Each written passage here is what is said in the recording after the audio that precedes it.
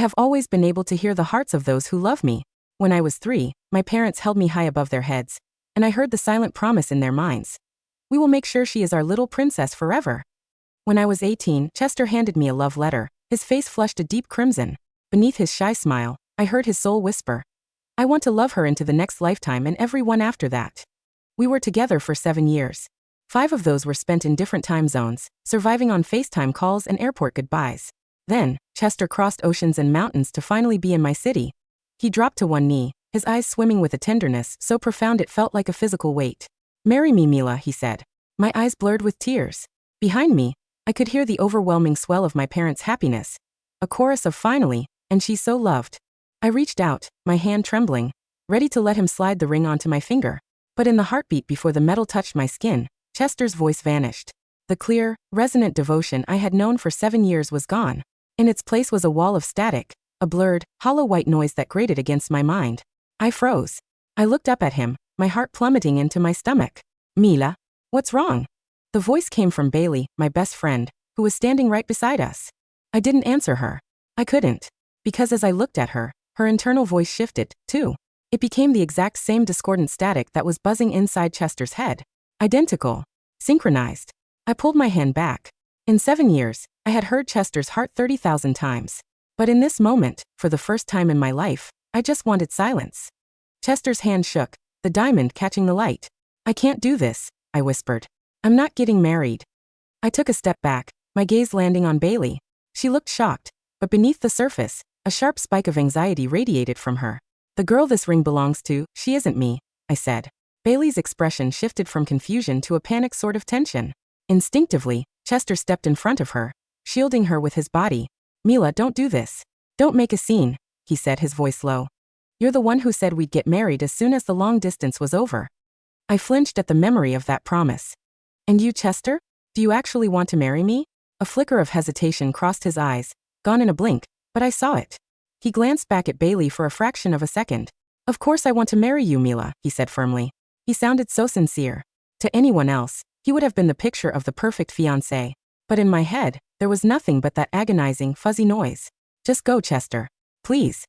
I stumbled back into the house and locked myself in my room. A few minutes later, my phone buzzed. A message from Bailey. Mila, Chester and I are waiting for you downstairs. Please come down. I didn't reply. 10 minutes later, she sent a photo. It was a close-up of her wrist, red and bruised where she had clearly gripped herself too hard. Her eyes in the reflection were puffy and red. From the time we were 18 until now, every time we had a falling out, Bailey would hurt herself to make me cave. It was a cycle of guilt I had never been able to break. I hesitated, then threw on a robe and ran downstairs. Chester and Bailey were standing together under a flickering street lamp. It was a gray, overcast night, and the damp air made me shiver. Usually, the moment I caught a chill, Chester would have his jacket over my shoulders. Tonight, the jacket he had worn to propose to me was draped over Bailey. Why did you come down dressed like that? You'll catch a cold, Chester said, his tone dripping with practiced concern as he reached out to pull me into his arms. I struggled, pushing him away. What do you want? Bailey nudged Chester's arm. The ring, Chester. Give it to her. He pulled out the velvet box. Mila, if you didn't like the ring Chester picked today, just say so, Bailey said, her voice frantic, trying to bridge the gap. We went together to have it custom made. It took weeks. I looked at the box and said coldly, I don't want it. Tears immediately flooded Bailey's eyes. Chester panicked, pulling out a tissue to dab at her cheeks. He sighed, looking at me with weary frustration. Mila, what is this tantrum even about? My eyes burned, the sting of unshed tears making my vision swim. I looked away, refusing to give him the satisfaction of an answer. Bailey sobbed, her fist thumping lightly against Chester's chest. It's all your fault, Chester. You've made Mila hate me. Tell her you're sorry. Fix it. She glared at him with a sort of spoiled playfulness, then turned and gripped my arm tight. Chester let out a small, tired laugh. Okay. My fault. I'm sorry. I stood there in my thin pajamas, watching them. The way they moved, the way they looked at each other. It was a choreographed dance I was no longer a part of. Mila, I'm sorry, he whispered, his voice softening into that old, sweet tone. He pressed the ring box into my palm. I closed my eyes and listened. Static. Just hollow, meaningless noise. A drop of rain hit the back of my hand. It felt like ice. I tried to hand the ring back, but Bailey cut me off. It's starting to rain. We're taking you back up to your apartment, she insisted. They walked me to my door, relentless and stubborn. Before he left, Chester leaned in and kissed my forehead. exactly the way he had 7 years ago when we first started dating. But I knew. The bridge was burned. The moment the door closed, I tossed the ring box aside. The diamond ring tumbled out, rolling across the hardwood floor until it hit the rug. I knelt to pick it up. It was a high-end designer piece, heavy and cold. I turned it over in the light. Inscribed on the inner band, the letters and numbers shone with a cruel brilliance. BQ 6.01. Bailey. I whispered. June 1st, Bailey's birthday. I sat on the floor for hours, my hands shaking uncontrollably. On my wrist, the cheap silver bracelet Chester had given me 7 years ago felt like it was searing into my skin. It was old, tarnished, and out of style. It was time to take it off. I didn't sleep. As soon as the sun came up, I took the ring and drove to Chester's parents' house. When I saw his mother, I greeted her politely. Oh, Mila, Diar. Chester went out early this morning, she said, her face flickering with a momentary look of panic. He won't be back for a while. Maybe come back this afternoon. I turned to leave, but then I heard a familiar voice from the second floor. It was Bailey. She was standing at the top of the stairs, holding a glass of water, wearing one of Chester's oversized t-shirts. Our eyes met and she froze. I didn't wait. I pushed past Chester's mother and ran up the stairs. Chester was lying in bed, looking pale and exhausted. Bailey followed me, stammering, Mila, it's not what it looks like. Chester got caught in the rain last night and came down with a fever. I stayed to look after him. I held out the ring. I didn't give it to him. I gave it to her. Bailey's face went white. How long? I asked quietly. Mila, please, it's not like that, she said. She reached into Chester's desk drawer, the second one down, a drawer she clearly knew well, and pulled out another box. Inside was a simple, modest gold band. This is your engagement ring. He was in such a rush to get to the proposal yesterday that he grabbed the wrong box. The one you have. He designed that as a birthday gift for me. Just a gift, Mila. I felt the room tilt. My fingers went numb. In 5 years of long distance, I had flown to see Chester 300 times. On the 301st time, I had curled up in his arms and whispered, Chester, there's a new jewelry workshop nearby. My birthday is next week. Let's go together and make rings for each other. Mila, I'm swamped at work, he had told me, stroking my hair. Besides, making rings is so tedious. It's not really my thing. He had Venmo'd me $500 and told me to buy something I liked. It wasn't that he was too busy. It wasn't that it was tedious. He just didn't want to do those things with me. A dull, thumping pain started in my chest. I walked downstairs and handed the diamond ring to Chester's mother. Mila, what are you doing? She asked, trying to press it back into my hand. She sighed. You and Chester have been together for so long. We all know how much you mean to him. He and Bailey. They're just friends. Don't overthink this. We really are just friends, Mila, Chester said, his voice weak as he hobbled down the stairs. He sat next to me and gripped my hand tight. I let out a sharp, self-deprecating laugh. Friends live in your house. Friends get custom-made diamonds with their birthdays engraved on them. His mother spoke up, her voice taking on a sharp edge. He loves you, Mila. Don't be so petty. Men have close female friends. It's natural. Think about it. You've been together for 7 years. If you leave him now, who else is going to marry you? You aren't getting any younger. How many more 7-year blocks do you think you have left? Every word was a needle pressed into my heart. I looked at Chester. Is that what you think too? He looked away, unable to meet my eyes. I looked at Bailey, and all I saw was a shallow pool of guilt. I'm not marrying him, I said, my voice dead and flat as I pushed the ring back toward them. Mila, don't be such a stubborn child, his mother snapped. Mila, stop acting out, Chester added, his brow furrowed in frustration. Then cut her off, I said. Tell Bailey she's out of your life for good. Chester froze. A complex, unreadable shadow passed over his face. Bailey's voice cracked into a sob. Mila, it's all my fault. I'll go. She hid behind Chester, her eyes red, making me look like the villain tearing them apart. I tried one last time to hear them. I strained to find a sliver of the love that used to be there. But there was nothing but that piercing, screeching static. I stood up and walked out. 7 years is a long time. Most people don't get many chances to start over. But I refused to waste a single second more. I went home and collapsed. A high fever took hold of me, and I ended up in the hospital. After 3 days on N4 drip, Chester finally showed up. Mila, open up. He held a spoonful of soup to my lips, blowing on it gently. I took one sip and stopped. Chester frowned. Don't like it. I shook my head. Chester, I want to tell you something. I can hear the hearts of the people who love me. The spoon in his hand tilted, a drop of broth splashing onto the bedsheet. Mila, what kind of joke is that? He reached out and touched my forehead. Are you still delirious from the fever? The hot liquid on my hand stung. I swallowed the bitterness in my throat. I'm serious. Stop it, Mila, he said, his voice turning stern. I just want you to get better, So we can get married. Chester, I said, taking a shaky breath. When you were 18 and you first told me you loved me, your heart was saying you'd love me forever. When we were 20 and said goodbye at the airport, your heart was saying you'd marry me the second the distance ended. Chester's face drained of color.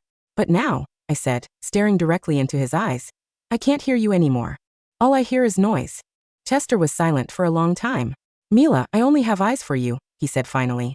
He pulled out his phone and shoved it toward me. Look. Check it. I have nothing to hide. By habit, I tried to unlock it with my birthday. Incorrect password.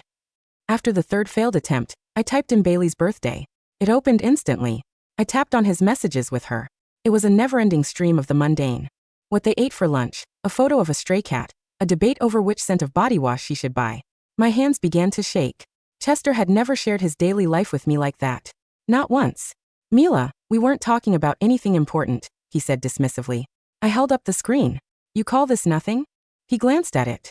It's just life, Mila. Just daily stuff. But you never shared any of it with me. Mila, we've been together forever. What is there left to share? I sat there, paralyzed. All the words of hurt and betrayal I wanted to scream were stuck in my throat. If it matters that much to you, I'll start sharing everything with you from now on, he said, reaching out to pinch my cheek with a terrifyingly gentle smile. I looked down. Don't bother. Surprised by my reaction, Chester rubbed his temples, stood up, and began pacing the small hospital room. Neither of us spoke. I went to turn off the phone, but just as I did, a notification popped up. A promotional text from a pharmacy. Make sure there's zero distance between you. Mr. Whitman, it's been 60 days since your last purchase of ultra-thin condoms. The last time Chester and I had been intimate was 3 months ago. I bit my lip so hard I tasted blood. My fingers tightened on the phone as I opened his shopping history. Before I could see more, the phone rang. It was a custom ringtone, Bailey's. Chester snatched the phone away. He answered it, stepping into the hallway. When he came back 5 minutes later, he looked troubled. Mila, Bailey isn't feeling well. I need to take her to the clinic for a checkup. Without waiting for me to say a word, he hurried out. I waited a minute, then pulled the 4 out of my arm and followed him. I found them in the OB/GYN wing. I watched from a distance as Bailey entered the ultrasound room, clutching her stomach. Chester stood outside, pacing anxiously. A nurse walked up to him and handed him a few boxes of medication. I was too far away to see the labels. Excuse me, I said, stopping the nurse as she walked back past me. I pointed toward Chester. Can I get those same vitamins? I'm here for my prenatal checkup too. Of course, the nurse said kindly. Have you registered your pregnancy with the front desk yet? Once you do, the folic acid is complimentary. The blood in my veins turned to ice. I walked back to my room like a ghost. Inside, a tsunami was tearing my soul apart. 2 days later, I was discharged. Chester and Bailey came to pick me up. I went to open the front passenger door, but Chester was already leaning over, buckled Bailey into her seat. Because I got motion sickness, that seat had always been mine. Bailey gave me a sweet, pitying smile. Mila, are you feeling better? I nodded. Much. Chester looked up at me. Mila, Bailey's been feeling really nauseous lately. She needs the front seat. I didn't say a word. I just got into the back. The car pulled up to my apartment. I fought back the urge to vomit as I stepped out. Bailey followed me inside. Mila, I need to tell you something, she said, looking at me with feigned hesitation. Go ahead. I'm pregnant. She pulled a sonogram from her bag. Who is the father? Chester. I knew the answer, but hearing it out loud still felt like a physical blow. When? While you were living in the other city, she whispered, looking at her shoes. It happened a lot. But that one time. We'd been drinking, and we forgot to use protection. What do you want, Bailey? Tears began to stream down her face. I told Chester. He wants me to have an abortion. But I can't do it, Mila. Please, you have to help me. She grabbed my hand, sobbing. I felt a hysterical laugh bubbling up in my chest. Bailey, you're carrying my boyfriend's baby, and you're asking me for help? Please, Mila. Just leave him for a while. Let me have this time with him. She dropped to her knees, clutching her belly. When she saw I wasn't moving, she started slapping herself across the face. Mila, remember when we were 19? Remember when I pulled you out of the lake? You owe me your life. On the side table, a framed photo of the 3 of us was starting to fade. Fine, I said. I'll help you. The moment Bailey left, I booked the first flight to the coast. The next day, I hailed a cab for the airport. 300 yards from the terminal, the traffic slowed to a crawl. Afraid I'd miss my flight, I grabbed my bags and started running under the scorching sun. Everything went black. When I woke up, I was back in a hospital bed.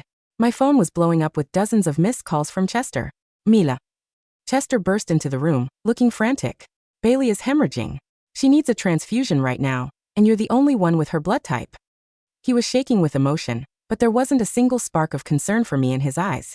I don't feel well, Chester, I whispered. Mila, are you really going to watch her die? Just do this, and as soon as she's stable, I promise, we'll get married. I'll make it up to you. He spoke with such passion, but I closed my eyes and heard nothing. My heart, which had been numb for days, finally went cold. 3 hours later, after giving Bailey my blood, I slipped into a deep, exhausted coma.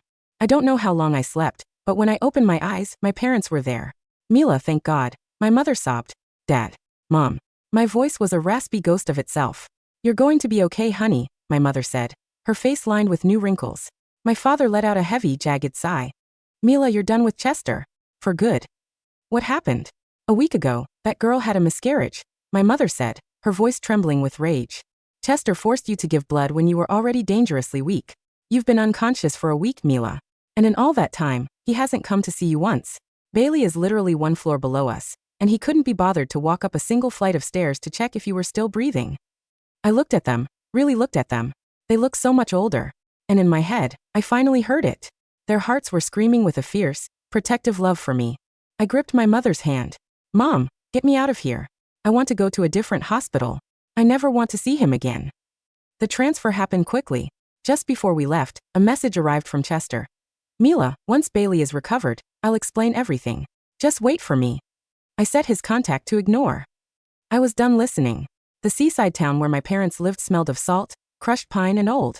Then, it was 400 miles from the city where Chester and I had built 7 years of memories, and 400 miles from the hospital bed where I had nearly bled out for a lie. My father took my phone on the second day after we arrived. He didn't lock it away out of anger. He simply held out his palm, his face lined with a deep, quiet gravity. When I placed the device in his hand, I felt his internal voice, a low rhythmic hum, like the deep swell of an ocean wave reaching the shore. My girl is coming back to us. I will protect her until my last breath. There was no static in his mind. No white noise. Only a warmth so solid it felt like a heavy woolen blanket wrapped around my shoulders. For 2 months, I stayed inside the sunlit house on the cliff. My mother cooked broths rich in iron, sitting beside me on the porch as the sea breeze whipped through our hair. Slowly, the translucent pale blue of my skin gave way to a faint, healthy pink. The dark circles under my eyes vanished. I didn't ask about Chester. I didn't ask about Bailey. In my mind, I pictured the silver bracelet I had left behind on the floor of my old apartment. It was a cheap, tarnished thing, bought by an 18-year-old boy who had once meant every word he said. But that boy had died somewhere along the road, replaced by a man who measured his devotion in convenience and buried his guilt under gaslighting. One evening, as the sun dipped beneath the horizon, burning the sky in shades of bruised purple and gold, my mother handed me a fresh cup of tea. Your father went to the city yesterday to clear out your lease, she said. Softly. I paused, the warm ceramic cup hovering near my lips. Did he see anyone? Chester was waiting outside your door, my mother replied. Her voice remained even, but her fingers tightened slightly around her apron. He had been sleeping in his car in the underground garage. He looked terrible. He tried to hand your father a check to cover your hospital bills. What did Dad do? He tore it into pieces and threw it in his face. My mother said simply, your father told him that if he ever came within a mile of you again, he wouldn't use words next time. I looked out at the dark waters below. Did he say anything else? He claimed Bailey was gone, she whispered. He said he kicked her out the day after your transfusion. He said he realized he was wrong. A faint, cold smile touched my lips. How classic. When the mirror was held up and the illusion broke, Chester didn't want Bailey because she was no longer a forbidden thrill. She was the living proof of his own vileness. And Bailey, who had spent years feeding on my life, like a parasite, would soon realize that a man who could betray a 7-year bond for a thrill would drop her the second she became inconvenient. It doesn't matter, I told my mother, taking a sip of the tea. He can cry until his eyes bleed. It doesn't change the fact that I am deaf to him now. By the 3rd month, I began walking into town. My ability, the gift or curse that had governed my entire life, had changed. Before, I had been flooded by the emotional frequencies of everyone who held genuine affection for me. It had often felt loud, overwhelming, a crowded room of unspoken truths. Now it felt like a fine-tuned filter. When I walked past the local bakery, I heard the elderly shopkeeper look at his wife of 50 years, his soul humming a quiet, ancient tune. She forgot her keys again, my lovely silly girl. When I sat at a cafe near the docks, a young mother adjusted her daughter's collar, her heart singing a bright, fierce lullaby. You are my whole world. I realized then that true love wasn't a performance. It wasn't grand proposals under street lamps or dramatic speeches after blood transfusions. It was quiet, steady, and unselfish. It didn't ask you to bleed to prove you were alive. On a Tuesday afternoon, as I was exiting the local library with an armful of books on landscape design, a familiar figure stepped out from behind a row of coastal cypress trees. He looked unkempt. The tailored, crisp suits Chester usually wore were gone, replaced by a rumpled jacket. His jaw was covered in uneven stubble, and his eyes were bloodshot, surrounded by dark, hollow circles. He held a velvet box in his right hand. Not the custom diamond with Bailey's initials, but the simple, modest gold band, the one he had originally bought for me. Mila, he choked out, his voice cracking on the second syllable.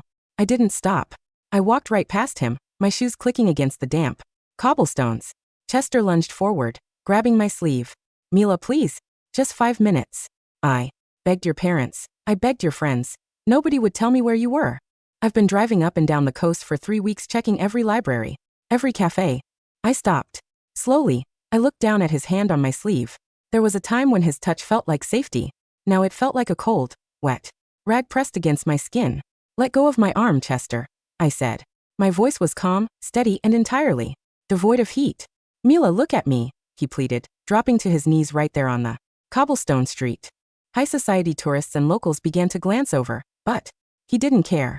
The pride he had held so fiercely for 7 years was completely shattered. I was wrong. I was sick in the head. Bailey, she manipulated me. She kept reminding me of how lonely I was when we were long distance. She kept coming to my apartment. You let her in, Chester, I interrupted quietly. You bought her the ring. You gave her your t-shirts. You used my blood to save her baby. It wasn't my choice to give her your blood, he cried out, tears streaming down his unwashed face. I was panicked. The doctor said she was dying, and you too were the same blood type. I didn't realize you were that sick, Mila. I swear to God I didn't know. You didn't care to ask, I corrected him. You didn't look at my face once. You only looked at hers. Chester opened the velvet box, thrusting the gold band toward me. Look, it's your ring, the one we talked about. I threw Bailey out. I blocked her on everything.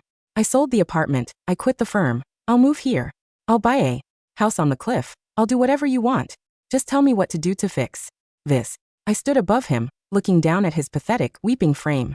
And for the first time in 3 months, I leaned in slightly. I closed my eyes, opening the internal ear that had governed my life since I was 3 years old. I listened for his heart. I expected static. I expected the harsh, screeching white noise that had replaced his love on the night of the proposal. Instead, I heard nothing. It wasn't even noise anymore. It was an absolute, frozen vacuum. A dead channel. The space where Chester's soul used to resonate in my mind had become completely silent, as if he were a ghost whose frequency had vanished from the earth entirely. I opened my eyes and looked at him with genuine pity. Chester, I said softly. He gasped, a desperate, frantic hope lighting up his bloodshot eyes. You hear me? Mila, can you hear me again? No, I replied, my voice as clear as a winter morning. I don't hear static anymore. I don't hear anger, or regret, or love. I don't hear anything at all. You are completely gone from my head. Chester's face drained of what little color it had left. What does that mean? It means, I said, stepping back so his fingers slipped off my coat, that even if you died right here on this street, my heart wouldn't make a single sound. You aren't a villain to me anymore, Chester. You're just a stranger. He didn't leave town. Chester rented a room at a local inn near the harbor. Every morning he stood across the street from my house, holding coffee he knew I didn't drink anymore, or flowers I had never liked. He looked like an addict searching for a fix, desperate for a single glance, a single flash of anger, anything to prove he still had an impact on my life. On Friday evening, a second shadow arrived in town. I was sitting on the wooden bench at the end of the pier, watching the fishing boats pull in their nets, when the sound of sharp, frantic heels echoed against the wooden planks. It was Bailey. She looked ghastly. The sweet, innocent facade she had worn for years had been burned away by stress and desperation. Her hair was messy, her clothes hung loose on her thin frame, and her skin was sallow. When she saw me, her eyes burned with a mixture of hatred, envy, and terrifying grief. You ruined him, Bailey spat, stopping 10 feet away from me. He's sitting in a filthy pub down the street drinking himself to death, calling your name over and over again. He won't even look at me. I turned my head slightly, looking at her without getting up. What are you doing here, Bailey? I gave up everything for him, she shrieked, her voice cracking as the ocean. Wind tore at her hair. I lost the baby. I lost my apartment. My parents won't speak to me because of the scandal. And he threw me out like trash the second you walked away. She marched up to me, grabbing my shoulder, shaking me wildly. Tell him to take me back, Mila. You owe me. Remember when we were 19? Remember the lake? I jumped into the freezing water and dragged your unconscious body to the shore. I saved your life. You owe me your life, you said quietly ohne Herkrieg. For 7 years, those words had been my cage. Whenever Bailey demanded my clothes, my time, my attention, or my forgiveness, she invoked the lake. I saved your life, Mila. It was the unpayable debt that had allowed her to slowly eat away at my boundaries until she finally took the man I loved. I reached up, grabbed her wrist, and pulled her hand off my shoulder. My grip was firm, far stronger than the fragile girl she thought she knew. My father hired a private investigator 2 weeks ago, Bailey, I said softly. Bailey froze. Her chest heaved, her eyes widening in sudden panic. The lake in 1999. I continued, my voice calm as the deep sea. The investigator found the old police report and interviewed the lifeguard who was on duty that day. Bailey's mouth opened, but no sound came out. I didn't fall into the lake, Bailey, I said, leaning closer so she could hear every syllable over the crash of the waves below. You pushed me from the dock because Chester had just asked me to be his girlfriend an hour earlier. And you didn't save me.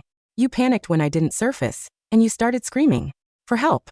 The lifeguard, a man named Marcus Vance, dove in and pulled us both out. Tears of pure terror spilled over Bailey's pale cheeks. No, that's not. You lied to me for 7 years, I whispered. You turned your own murder attempt into a lifelong debt that I was forced to pay in loyalty, in money, and eventually in my fiancé. You are a parasite, Bailey. And parasites only survive when the host doesn't know they're there. Bailey staggered backward, her knees buckling, hitting the wooden deck of the pier with a dull thud. I don't owe you anything, I said, standing up and smoothing my skirt. I never did. Behind us, a heavy pair of footsteps approached. Chester stood at the entrance of the pier, holding a bottle of whiskey. He had followed Bailey from the pub. He had heard every single word. He stared at Bailey as if she were a venomous snake that had been sleeping in his bed. You pushed her, Chester rasped, his voice dropping into a register of pure, horrific realization. You pushed her into the lake. And you made her feel guilty for 7 years. Chester, no. She's lying. Bailey shrieked, crawling toward him on her hands and knees, grabbing the hem of his pants. She's trying to turn you against me. Chester, please. Chester looked down at her with a disgust so profound it made him physically recoil. He kicked his leg back, pulling himself out of her desperate grip, letting her fall flat onto the wooden planks. He looked at me, his eyes full of a pathetic, agonizing plea. Mila. I didn't. No. I swear to God I didn't know she was that evil. Mila, please. I looked at both of them, the man who had traded 7 years of devotion for a hollow thrill, and the woman who had built her entire existence on theft and lies. They deserved each other. They were bound together by the very wreckage they had created, trapped in a cage of their own making, where neither would ever trust the other again. Good luck to both of you, I said. I walked past them, stepping off the pier onto the firm, solid earth of the shore, and I didn't look back. Spring arrived on the coast with the explosion of wildflowers and bright, warm sunlight. I opened a small design studio near the harbor, spending my days sketching gardens for the local estates and restoring the old wooden greenhouse behind my parents' house. The silence in my head was no longer a void. It had become a sanctuary. I learned that my ability hadn't vanished, it had simply matured. I no longer heard the superficial chatter of people's fleeting emotions. I only heard the deep, resonant truths of those who truly mattered. One afternoon, a man named Julian came to my studio. He was a local carpenter, a quiet man with hands calloused from hard work and eyes the color of the sea after a storm. He had come to deliver the cedar frames I had ordered for the greenhouse. As he set the heavy wood down, he wiped his brow and looked at my sketches laid out on the table. You have a beautiful eye for balance, Julian said, his voice low and warm, like the hum of a cello. I looked up at him, smiling softly. Thank you. For a brief, curious second, I reached out with my internal sense, tuning into his frequency. I didn't hear static. I didn't hear frantic pleas, or hidden greed, or dramatic declarations. I heard a quiet, steady rhythm, a heartbeat as calm and unyielding as the tides. Beneath it was a simple, unspoken thought, clear as crystal water. She works so hard. I hope the frames hold up well for her. It was small. It was humble. It demanded nothing from me, asked for no blood, and required no debt. They're perfect, Julian, I said, handing him a glass of cool water. He took the glass, his fingers briefly brushing against mine. His heart gave a single warm thump, a note of pure, genuine kindness that settled deep into my chest. That evening, I stood on the cliff behind my house, watching the sun set over the vast, endless ocean. My mother came out to stand beside me, wrapping her arm around my waist. My father joined us a moment later, resting his heavy, protective hand on my shoulder. In my head, their hearts sang together, a harmonious, beautiful chorus of unconditional love that filled every corner of my soul. I reached out, holding their hands tightly, and let out a long, peaceful breath. My story hadn't ended when the proposal ring turned to static. It had simply begun. The world was full of noise, but I had finally learned how to listen to the music that was real.